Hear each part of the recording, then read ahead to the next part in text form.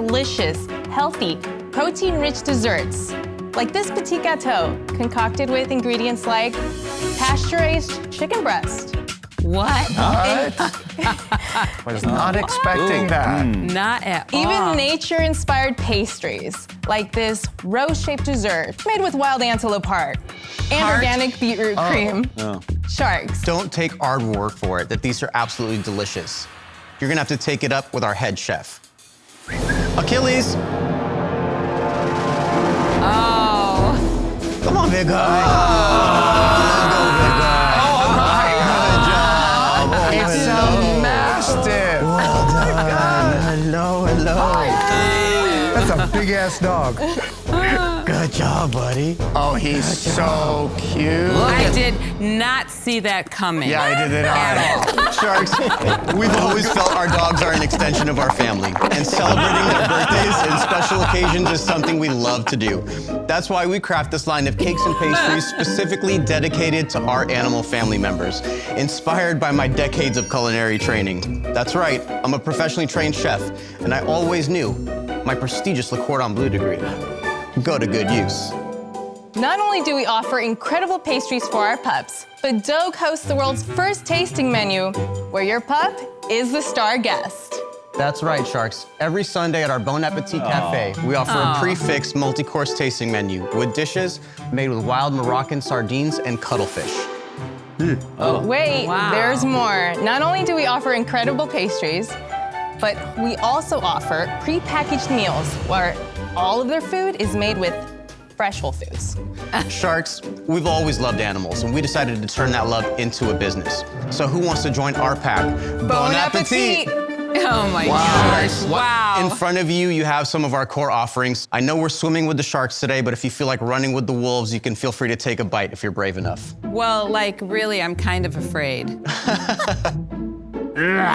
Are we supposed to eat it? No. I said if you're brave enough. We're really not. Hear that all. We know Daymond is. It was disgusting.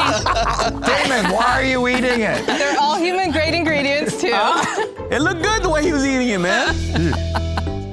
Essentially, what we do is we manufacture dog food, right? The core of our business, the core of ourselves comes from prepackaged fresh food for dogs. What I'm asking you to invest in is helping us bring this to a much broader reach. Our goals are to get our pastries all over the country, basically. How are you gonna do that? That's why we're here, guys.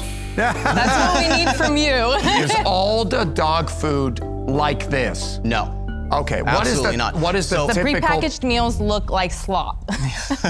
With the bag of dog food. What do you sell it for? How much does it cost? So it's gonna cost me, let's say, about $2 per 8-ounce pack. To make it? Right. And to then you make it. sell it for how I'm much? gonna sell them for about $8 or so, roughly. Okay, now let's go to an individual pastry. What does it cost you to make it? What do you sell it for? So that white one in front of you, I think it's on your top right, cost me about 85 cents to make. I sell it for 15.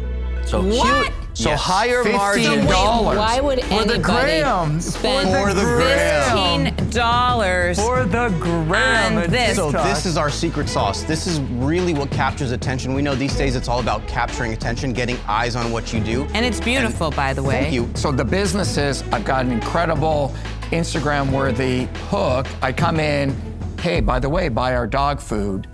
How do you scale that then? So the idea of scale is where we come to you guys, right? We know what we're good at and we see where we're lacking.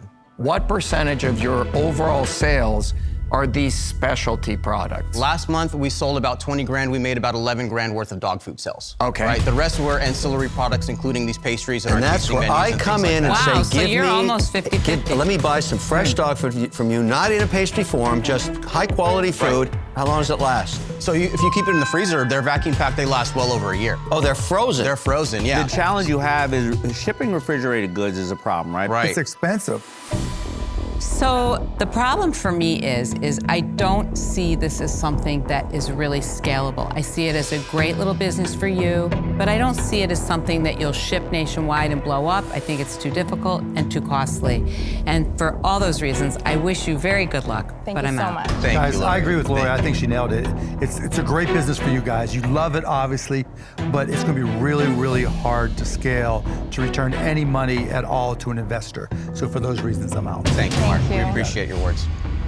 I wanted to invite you up here to try out Vinci Eye for yourself. Magician Cool. to magician. Sure. Come on up. I'm afraid I might disappoint you though, because that's not my skill set. It's okay. It's We totally expect it, Daniel. Don't worry. Oh my Lord.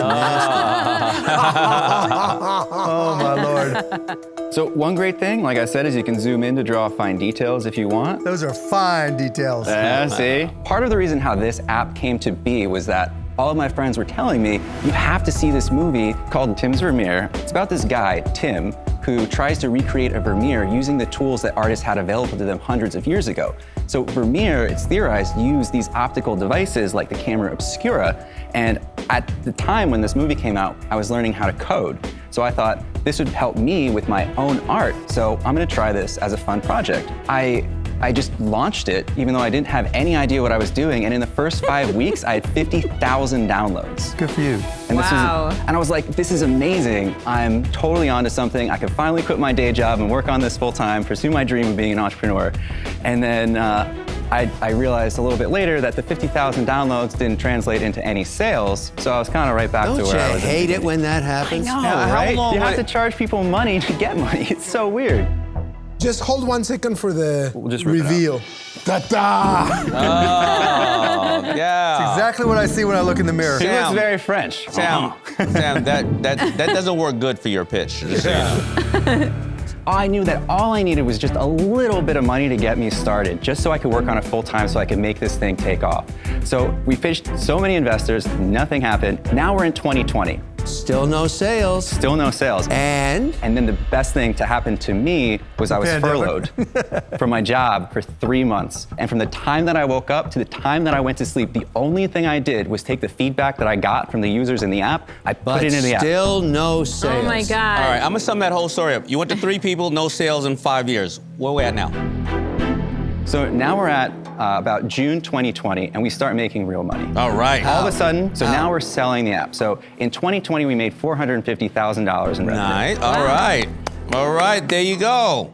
So our business model was paid social. So Under a people minute. started downloading a paid Right, app. because they're bored during the pandemic and they're looking for something to do. Creative right? arts. Yeah. So what happened next? So my girlfriend at the time, she was in event management, so there was nothing going on with her. And I said, I have something really special here. You know, maybe we can both quit our jobs and we can work on this together.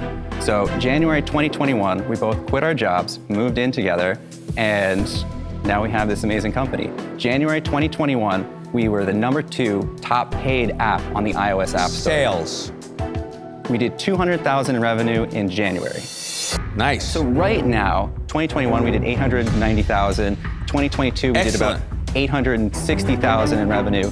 And in 2023, we just realized it's just not a sustainable business model to sell the app one time, so we switched it over to a subscription model. So now it is $19.99 per year for the core app ARR projector. And it's grown our revenue from last year about 1.5 to 2 times from our sales last year. Don't give us a bounce, just give us the actual. Just give us the actual number. Sam, so we're on track The to biggest do. challenge is you can't answer Don't directly. give us the on track. No. Don't The give us biggest, the about. the biggest problem is you can't answer questions, so I am out. Okay, so the growth issue is the growth issue because it looks like it's sort of a $1 million to $1.6 million, depending on how fast you can ramp this. How much are you making? Let's just use this year. Okay. If everything goes really well, let's say 1.2 million. Is that realistic? That's 100% realistic. Okay, what are you gonna make bottom line before you pay yourself anything on 1.2 million? We're gonna do 400,000 bottom line before we pay ourselves everything. And that's after you've spent advertising, acquiring customers? Correct. So what's your customer acquisition cost now? It's between 10 and 21 cents to acquire a customer because we've started shifting away from paid social and into organic social. So with organic social, we've been averaging about 200 to 300,000.